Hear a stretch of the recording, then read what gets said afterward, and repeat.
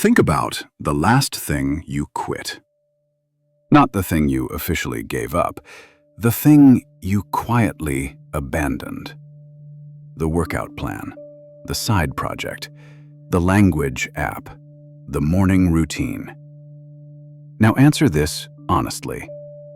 Did you quit because you lacked discipline, or because the system only worked on good days? Almost every self-improvement plan assumes a version of you that rarely exists. Focused, calm, motivated, undistracted. And when that version disappears, the plan disappears with it. So today, I'm not going to teach you how to be stronger. I'm going to question a diagnosis you've probably carried for years. Most people think their problem is inconsistency. That diagnosis feels obvious. You start things, you stop things, you blame yourself, repeat.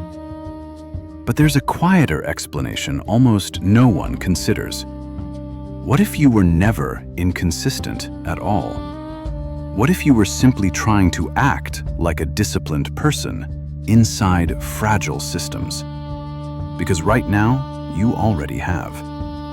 A system for checking your phone. A system for avoiding hard tasks. A system for postponing uncomfortable work. Those systems are incredibly consistent. They just weren't designed by you. And here is the line that explains almost every abandoned habit. Progress dies the moment a system demands more than a bad day can afford. Before we talk about solutions, we need to face something uncomfortable. Your bad habits already operate on perfect systems. Take phone scrolling. Trigger, a flicker of boredom. Action, unlock phone. Reward, instant relief. Restart cost, 0. Failure condition, none. That is an almost flawless design. Procrastination works the same way. Trigger, uncertainty. Action, avoidance. Reward, anxiety drops. Reactivation, effortless. These habits don't win because you're weak. They win because they are structurally brilliant. One sentence matters more than any motivational quote. Bad habits are not moral failures. They are efficient systems. Once you see that, self-criticism stops helping, and design starts mattering. So what's the alternative? It's something I call the minimum viable system. Not a habit, not a routine, not a goal. A system. A minimum viable system, or MVS, is the smallest repeatable structure that keeps a behavior alive when life gets messy. Not impressive, not optimized, not ambitious. Just impossible to kill. Most people try to scale performance before they stabilize persistence. The MVS flips that order. It asks one uncomfortable design question. What is the smallest version of this that could survive my worst week? Once you understand this idea, you start seeing it everywhere. Your heart doesn't negotiate with your mood. Your lungs don't wait for motivation. Biology survives because its core systems are low energy, automatic, protected from disruption. Human behavior obeys the same physics. The things that last, good or bad, are not powered by discipline. They are powered by architecture. And that leads to the principle underneath everything here. Persistence is structural before it is psychological.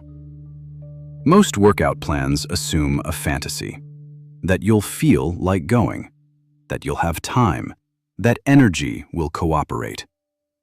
Here is a real minimum viable fitness system. Trigger, after brushing your teeth. Irreducible action, 10 bodyweight squats or 30 seconds of stretching. That's it. And one rule: if I moved my body for 30 seconds, today counts. Miss a week? You don't restart a program. You just do 30 seconds again. Because fitness disappears only when the system stops restarting. Now, I'm going to break the pattern on purpose. Instead of giving you another clean example, let's look at something most people call a system. Read 30 minutes every night. On paper, it sounds disciplined. In reality, it's fragile. One late evening, one exhausting day, one interruption. And suddenly, 2 missed days feel like failure. Failure feels heavy. Heavy things get abandoned. That wasn't a system. That was optimism pretending to be structure. A real MVS would have been 1 paragraph before bed. The difference is brutal and simple.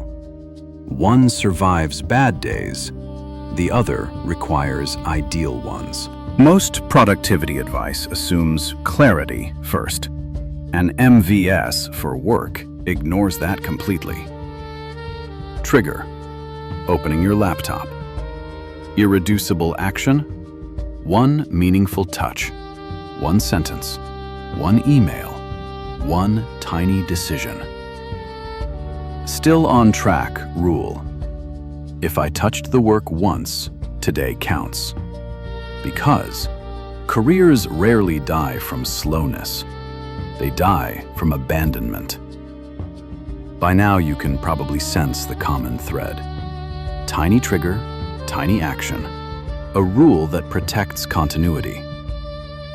Different surfaces, same underlying mechanics. Return to bad habits with that lens. You don't remove them with willpower. You replace the systems underneath them.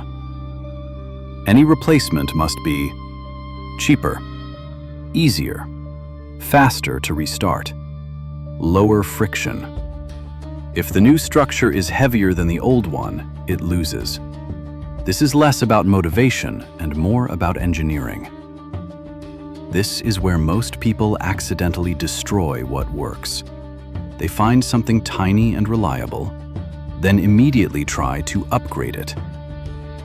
3 rules keep systems alive.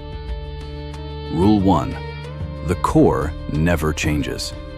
Same trigger, same tiny action, same definition of today counts.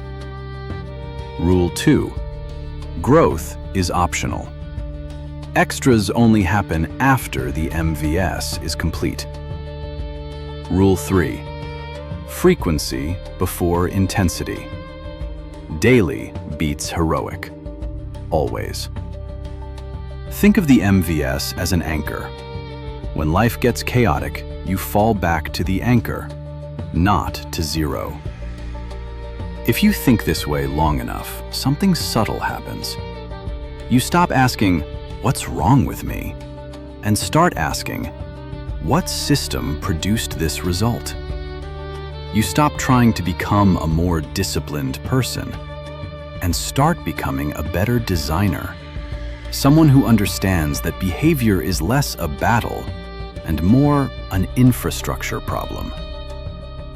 I'm not going to end by telling you to build a perfect system tonight.